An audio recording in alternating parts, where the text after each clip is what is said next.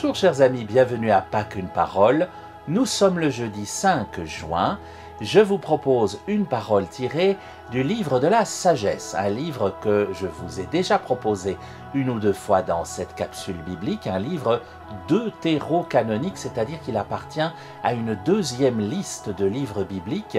Il n'a pas été inclus tout de suite dans la Bible et certaines Bibles d'ailleurs, de tradition réformée notamment, ne le possèdent pas.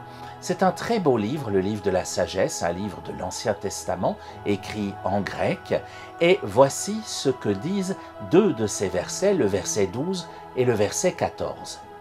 La sagesse se laisse aisément contempler par ceux qui l'aiment, elle se laisse trouver par ceux qui la cherchent. Celui qui la cherche dès l'aurore ne se fatiguera pas, il la trouvera assise à sa porte.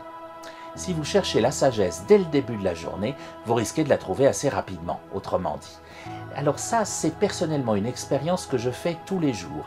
Si je ne commence pas ma journée par prier, par méditer, par chercher d'une manière ou d'une autre la bonne parole ou le bon moyen d'entrer dans ma journée, eh bien le reste de la journée se révèle catastrophique ou brinque-ballant.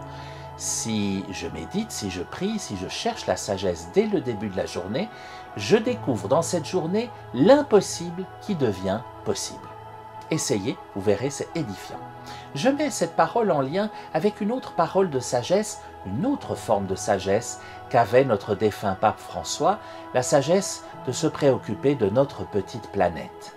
Le rétablissement d'un équilibre climatique, nous disait-il, est extrêmement important pour l'avenir de la Terre. C'est pourquoi j'invite chaque pays à adopter des objectifs nationaux plus ambitieux pour réduire les émissions. Pas les émissions de TV, les émissions notamment de gaz à effet de serre, les émissions nocives pour la planète, vous l'aurez compris. C'est une forme de sagesse que de se préoccuper de notre planète. Comme je le dis souvent, je m'inquiète pourtant moins de la planète que je vais laisser à mes neveux, nièces, à mes petits-neveux, mes petites-nièces, que des enfants que je vais laisser à cette planète.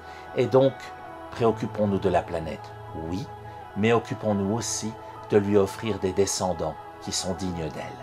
Faisons ainsi et retrouvons-nous demain, même écran, même Bible, même lac. D'ici là, soyez bénis.